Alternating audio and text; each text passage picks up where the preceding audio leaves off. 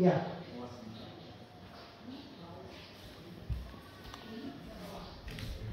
Jadi luar biasa ya, Tuhan Yesus mengatakan, ya silakan aja kalau mau melempar, ya.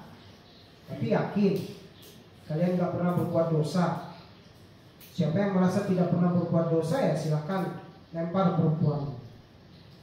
Nah, semua orang pernah berbuat dosa. Mungkin dosanya bukan berzina, mungkin berbohong, mungkin menyembah berhala, mungkin berdusta, atau melawan orang tua. Jadi mengampuni. Dan murid-murid perempuan kita lihat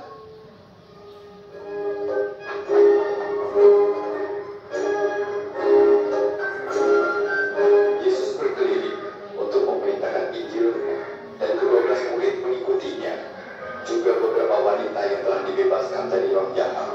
Maria yang disebut Magdalena, Yohana istri Kusa, bendahara Herodes, dan Susana.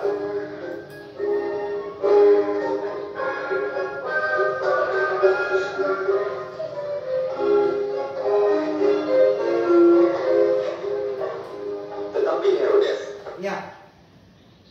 Jadi pertanyaan kita, Tuhan Yesus berkeliling bersama murid-murid. Dari mana biaya makannya? Memangnya Tuhan Yesus makan di warung cuma modal gertak bawa 12 tukang pukul. Jadi pelayan warung juga gemetar. Yesus pesan apa? Telur, rendang. Tapi sambil gemetar karena lihat 12 tukang pukul Yesus. Tidak, yang biayai pelayanan Yesus ya perempuan-perempuan itu. Coba lihat tadi ya, belum kita baca ya.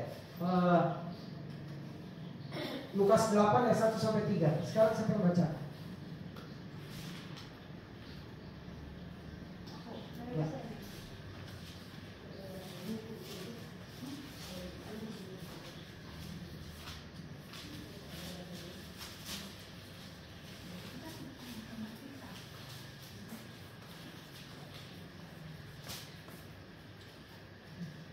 Perempuan-perempuan yang melayani Yesus. Tidak lama sesudah itu, Yesus berjalan keliling dari kota ke kota dan dari desa ke desa, memberitakan Injil Kerajaan Allah.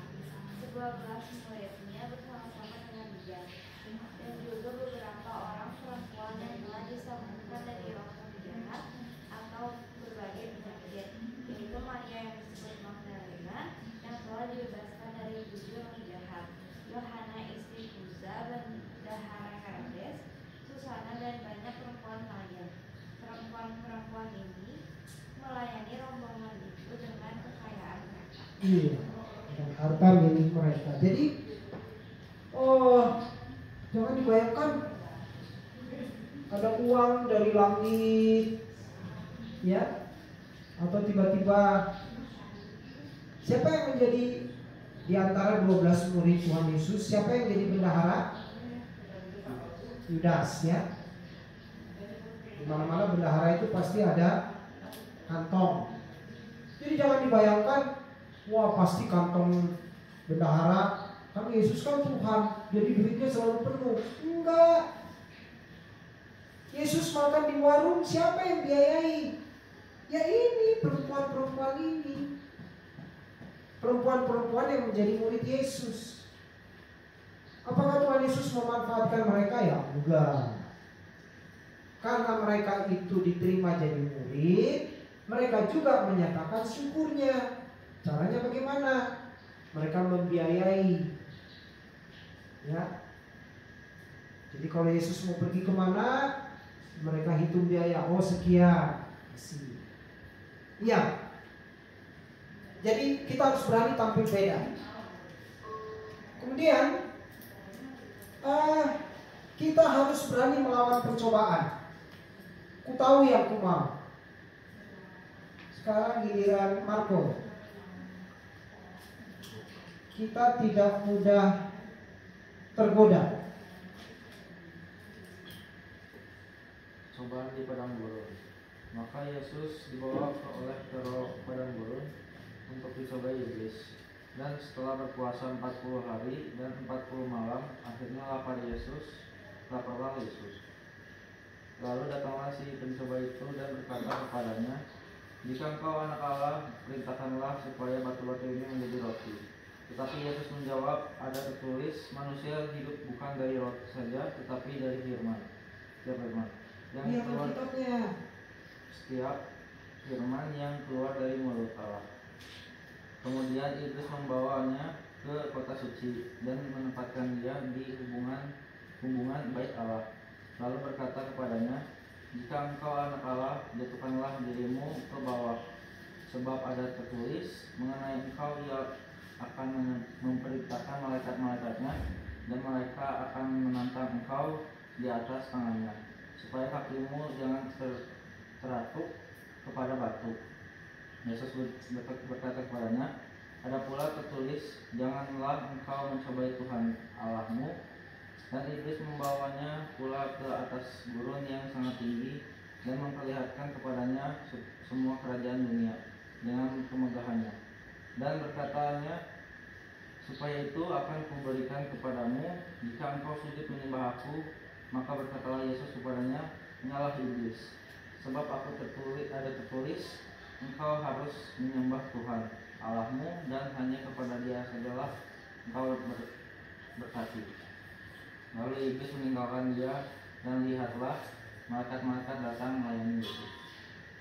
Iya.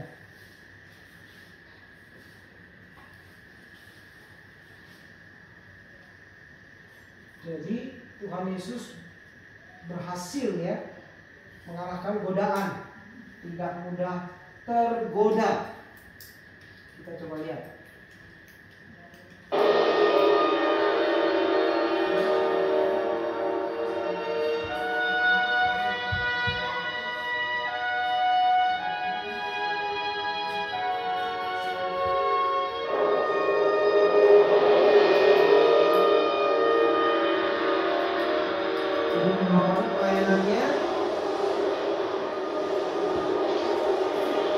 Tuhan Yesus cobai di padang gurun.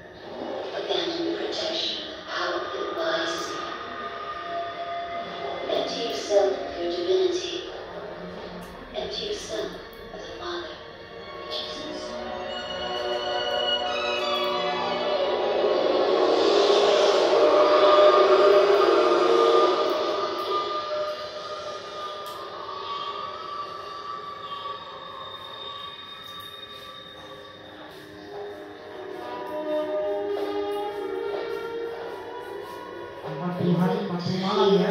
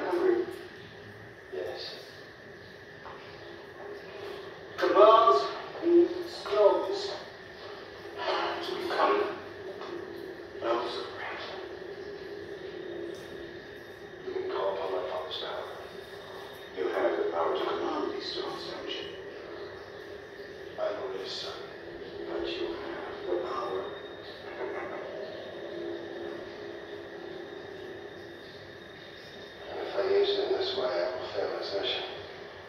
He has asked me to bring his word to men, not to crush them with his power.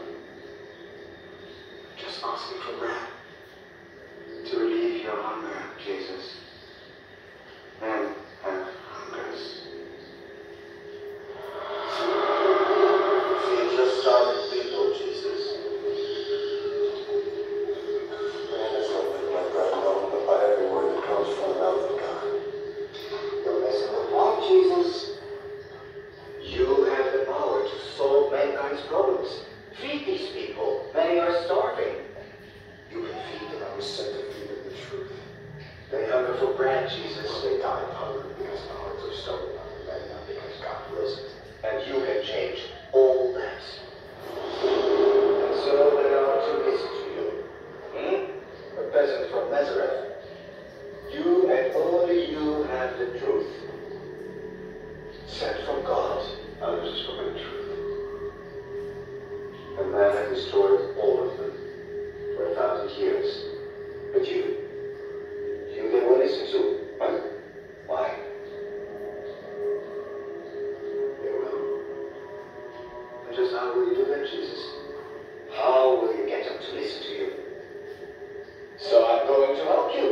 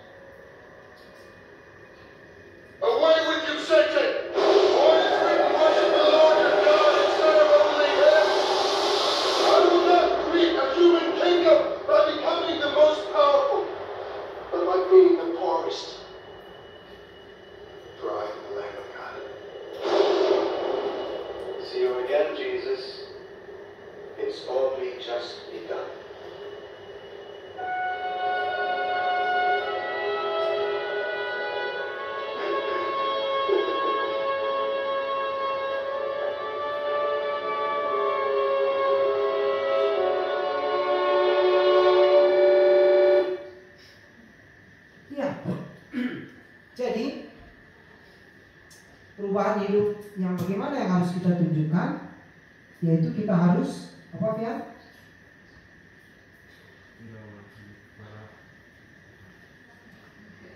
Tidak apa? tidak, jangan jatuh ke dalam pencobaan, ya.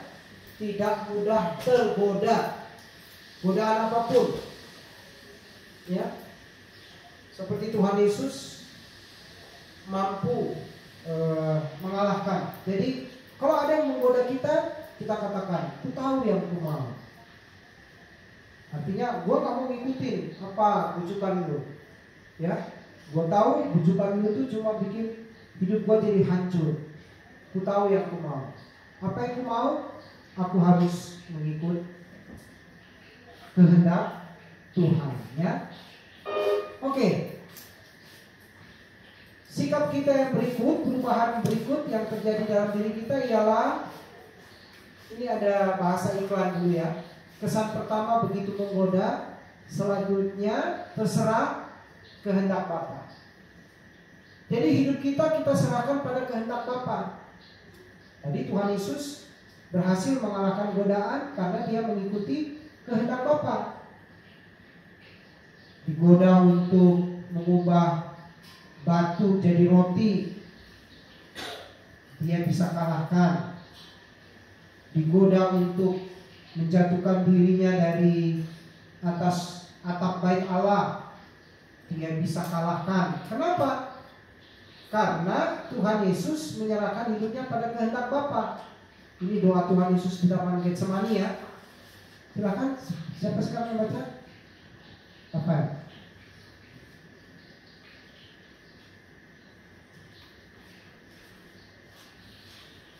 Menyerahkan hidupnya pada kehendak Bapa.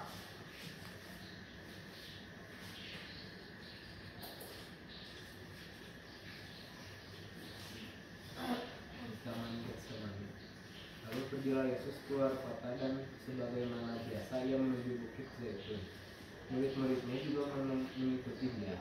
Setelah tiba di tempat itu, ia berkata kepada mereka, "Berdoalah supaya kamu jangan jatuh ke dalam pencobaan." Kemudian ia menjauhkan diri dari mereka kira-kira sejauh lemparan batu. Lalu ia berlutut dan berdoa, "Ya Bapa, jika Engkau berkenan, ambillah cawan ini dari hadapanku.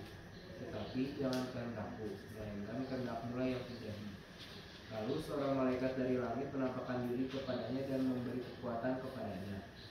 Ia sangat susah dan makin bersungguh-sungguh berdoa. Tubuhnya menjadi seperti titik darah yang bertetesan ke tanah.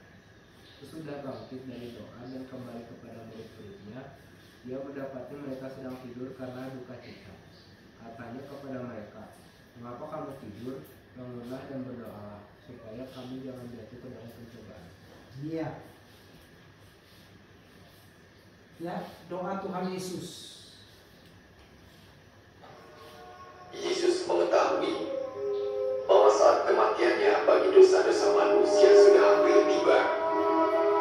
Lalu ia berdoa,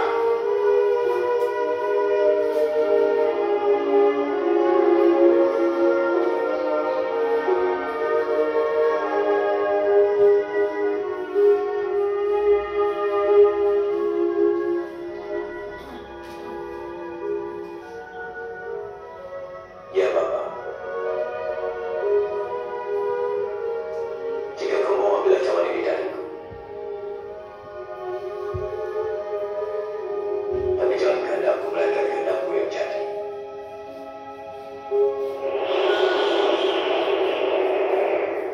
Ada malaikat dari surga memberikan kekuatan pada Yesus karena begitu berat beban yang ditanggungnya, sehingga peluhnya menetes bagaikan titik-titik darah.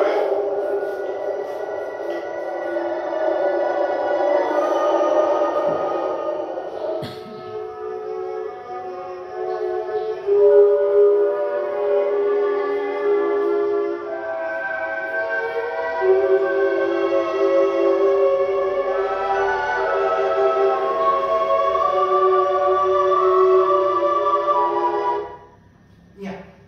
Ya, jadi poinnya ini apa tadi? Kita menyerahkan pada kehendak Bapa. Jadi bukan maunya kita. Lalu perubahan yang keempat, ini ada ungkapan mengubah ngos menjadi jos. Pernah dengar ungkapan ini? Ini dulu bahasa iklan juga ya. Mengubah ngos menjadi jos, artinya mengubah yang nggak semangat menjadi semangat. Ya, ngos-ngosan. Itu artinya dia capek, nggak semangat. Sekarang dia menjadi jos, dia jadi kuat, dia jadi berani. Nah ini contohnya Thomas. Ya, silakan sekarang siapa yang baca?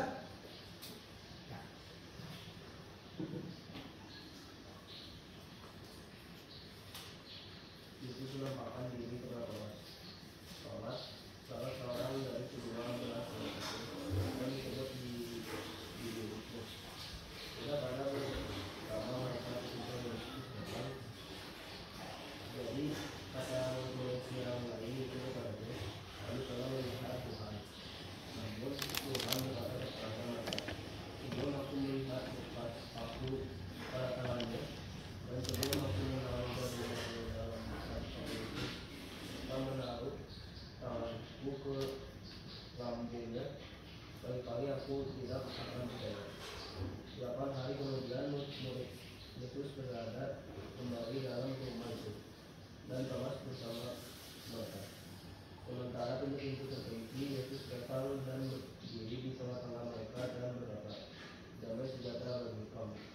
Kemudian dia berkata kepada Thomas, taruhlah jarimu di sini dan lihatlah tanganku.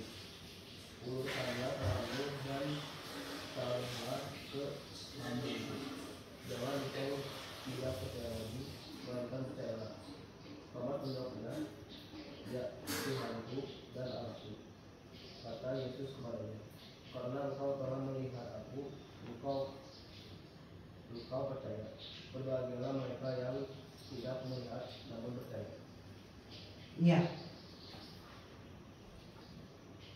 Kita lihat dulu ya. Ini Thomas.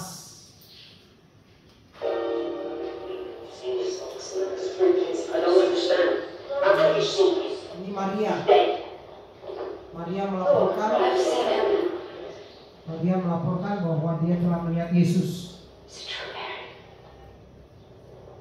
Yes. It's true. I've seen him. I talked to him. Ini Maria. Ini Maria mamanya Yesus. Itu tadi Maria Magdalena. We saw him crucified. Nah, ini We Thomas. buried him ourselves. Thomas yang percaya. How can he be alive? How could Lazarus be alive? How could blind men see? I'm sorry, but I don't believe that death is conquered that easily. There are so many other possibilities. He is the Son of God. Jesus himself said there would be false prophets. We have to be careful. This could be a trick. Thomas, you must believe. I want to, Mary. Believe me, I want to. Maria But my mamanya mind won't let Yesus. me. To see for myself. Thomas, Maria Magdalena. Messiah. Are you sure it was him? Did you see the wounds in his wrists? See? You can't be sure. Something else is going on here. Unless I see the mark of the nails. No. Unless I put my finger in the mark of the nails, I will not believe. Let's do it.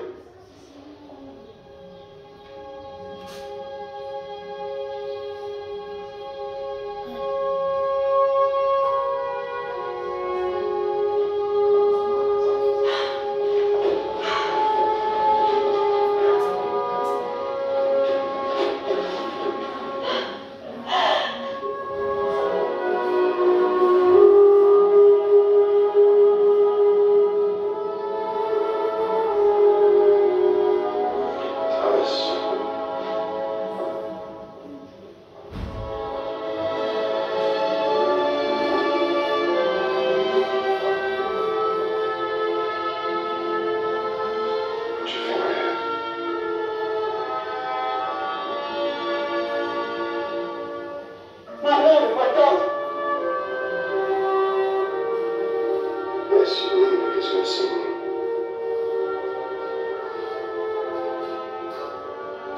Blessed are those who believe without seeing.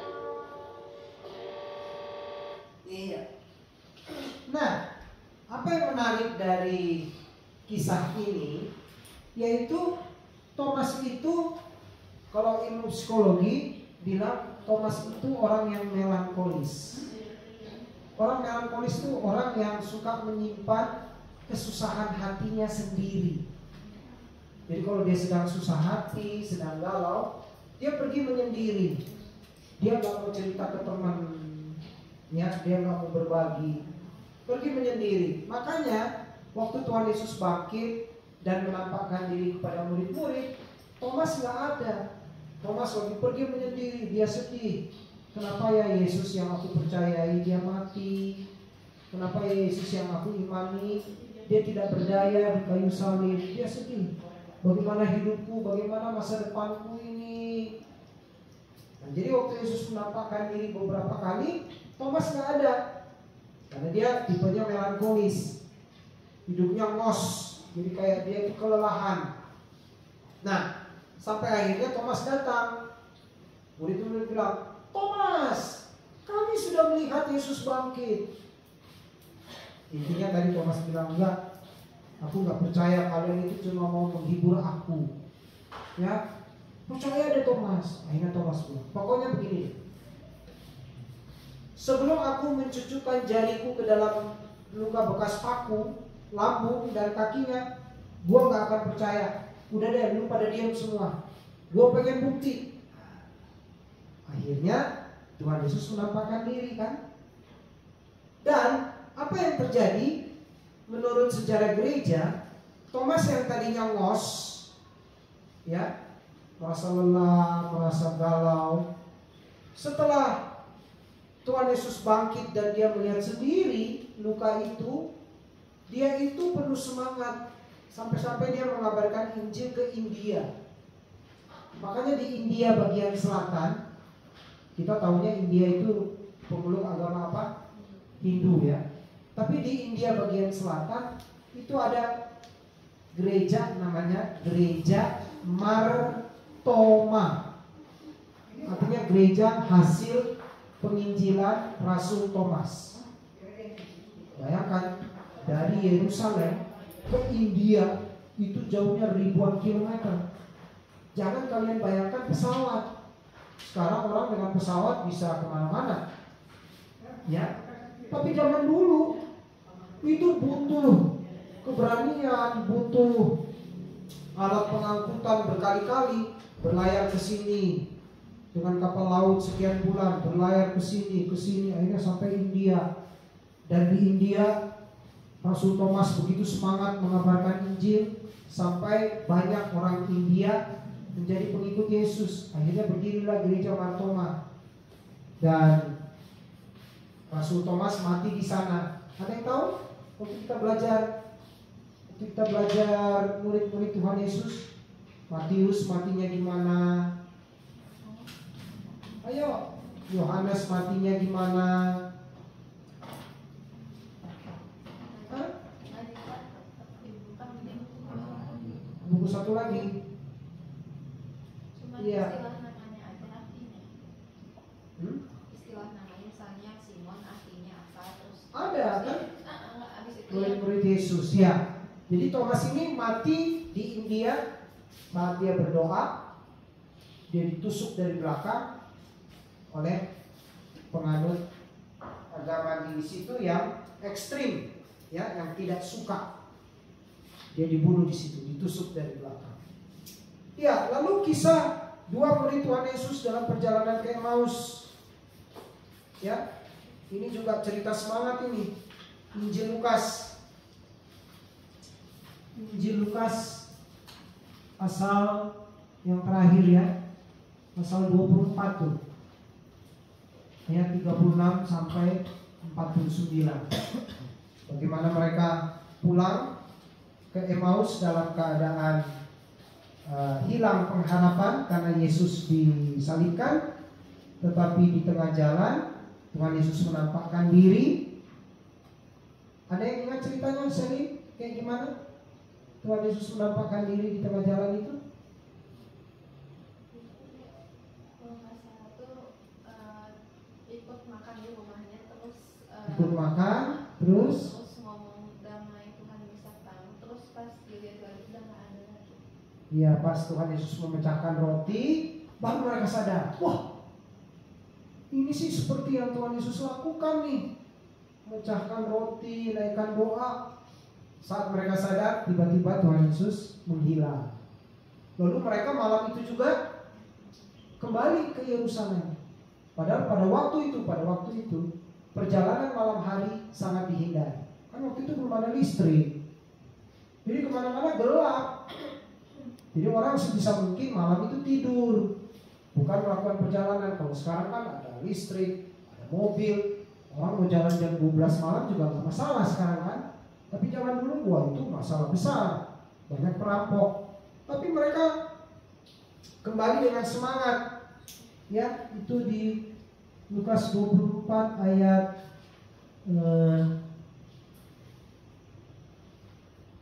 mulai dari ayat berapa ya?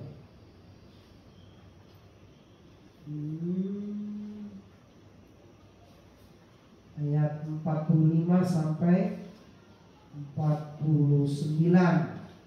Silakan sampai baca. Alfian. Ayat 45 sampai 49. Lalu ia membuka pikiran mereka sehingga mereka mengerti kitab suci. Katanya kepada mereka, ada tertulis demikian, Mesias harus menderita dan bangkit dari antara orang mati pada hari ketiga. Dan lagi, dalam namanya berita tentang pertobatan dan pengampunan dosa harus disampaikan kepada segala bangsa, mulai dari Yerusalem. Kamu adalah saksi dari semuanya ini, dan aku akan mengirim kepadamu apa yang dijanjikan Bapakku. Tetapi kamu harus tinggal di dalam kota ini sampai kamu diperlengkapi dengan kekuasaan dari tempat ini. Iya. Ya, semangat. Jadi orang Kristen itu harus semangat hidupnya. Lalu, nah ini juga bahasa iklan. Dulu ada iklan itu, let the taste take you there. Artinya biarlah sukacita, ya, rasa di sana, sukacita di sana itu membawa kamu ke sana. Artinya hidup orang Kristen itu harus ada sukacita surgawi. Hidupnya sukacita. Sekalipun hidup di dunia penuh penderitaan, tapi hidupnya harus penuh sukacita. Jadi tahu cerita Sakeus? Yang penuh. Iya, gimana ceritanya? Dia orang pendek. Pendek. Begitu dia mendengar kalau Tuhan Yesus datang, dia naik ke atas pohon ara. Ya. Tuhan Yesus, terus Tuhan Yesus nyamperin dia, terus mau bermalam di rumahnya, aku makan di rumahnya gitu. Tapi orang-orang tuh menghakimi kayak Zakheus kan orang berdosa, kenapa Tuhan mau ke rumah dia? Tapi Tuhan cuma melihat itu, terus akhirnya Zakheus bertobat, terus dia berjanji mau mengembalikan hasil yang sudah dia tipu-tipu itu berapa kali lipat gitu. Ya. Ya, kita lihat.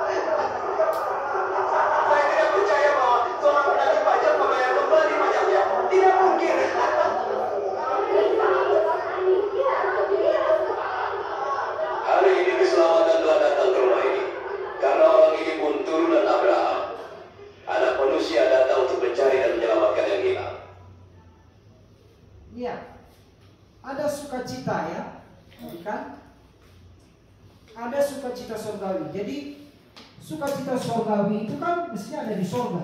The taste in up there. Nah, sukacita surgawi itu dibawa dalam kehidupan kita sehari-hari. Nah, itu maksudnya. Let the taste take you there. Jadi orang Kristen itu harus memiliki sukacita surgawi. Kenapa?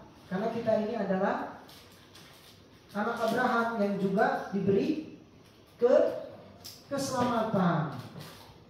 Itu yang membedakan hidup orang Kristen dengan orang lainnya. Kita sudah diberi keselamatan, sukacita surgawi yang walaupun baru nanti kita rasakan, tapi sukacita itu kita bawa sekarang dalam kehidupan kita sehari-hari.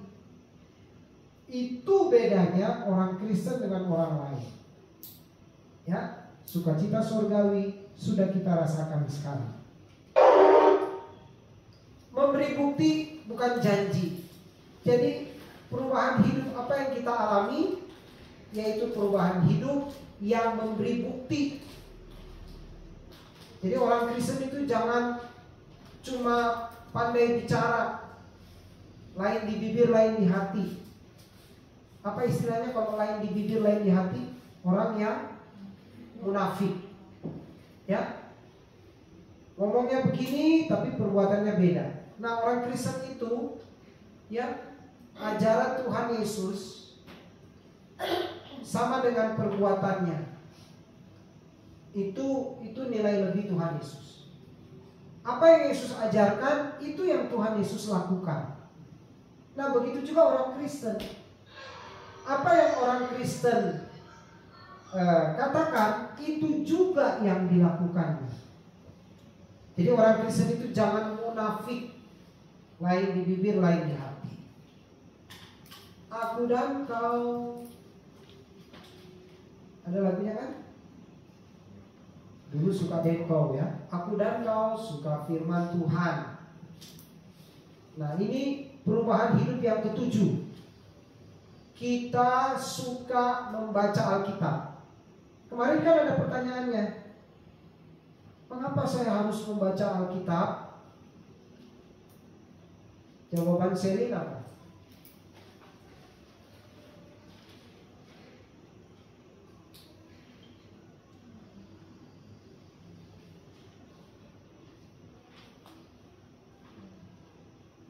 Mengapa saya harus rajin membaca Alkitab? Karena Alkitab itu firman Tuhan yang merupakan petunjuk hidup yang diberikan Tuhan kepada kita. Iya. Fian, kamu jawab apa? Nah, kita biar bisa melihat saksi-saksi.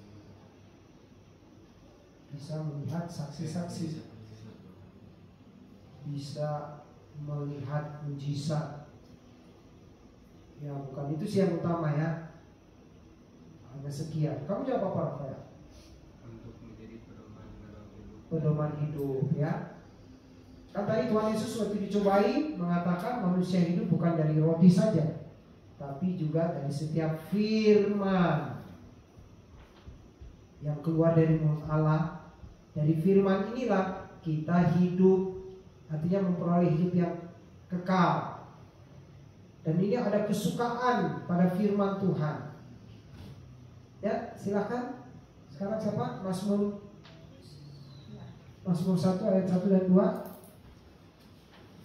Kembali ke Injil.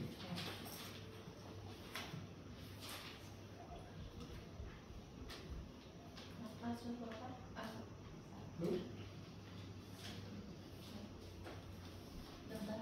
Jalan orang benar dan jalan orang fasik.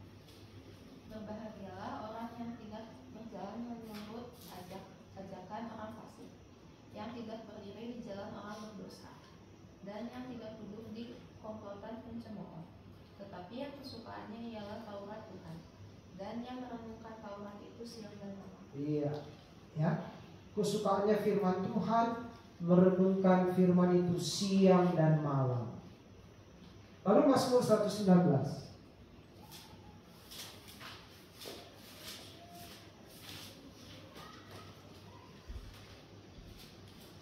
Ini yang terakhir. apakah seorang muda mempertahankan kelakuannya yang bersih dengan menjaga sesuai dengan firman-Mu? Dengan segenap hatiku aku mencari Engkau. Janganlah biarkan aku menyimpang dari perintah-perintah-Mu. Dalam hatiku aku menyimpan janji-Mu, supaya aku jangan berdosa terhadap Engkau. Terpujilah Engkau ya Tuhan. Ajarkanlah ketetapan-ketetapan-Mu kepadaku. Dengan bibirku aku menceritakan segala hukum yang Kuucapkan. Atas petunjuk peringatan-peringatan-Mu aku bergembira, seperti atas segala harta. Aku hendak merenungkan titah-titah-Mu dan mengamati jalan-jalan-Mu. Aku akan bergemar dalam ketetapan-ketetapan-Mu. Firman-Mu tidak akan kulupakan. Iya, firman-Mu tidak akan kulupakan. Jadi walaupun kita masih remaja, selalu dasari hidup kita pada firman Tuhan. Apa saja yang kita mau lakukan, dasarilah pada firman Tuhan ya. Karena itu tadi kan, firman Tuhan adalah pedoman hidup kita. Jadi ada 7 ya. Coba Fian ulang, yang pertama apa? 7 perubahan hidup. 1, 2, Ku tahu dan ku tahu. artinya kita harus catatanmu tahan godaan. Yang ketiga, yang keempat, Merubah malas menjadi bos. artinya Mengubah yang tidak semangat menjadi semangat. semangat. Sukacita surgawi yang dirasakan dalam hidup. Memberi bukti panjangnya. Iya. Oke, kita break makan. Sekarang doa makan. Giliran siapa tadi? Ya, habis Fian siapa? Ya, silakan doa makan. Tadi Riko sekarang Oh ya, silakan.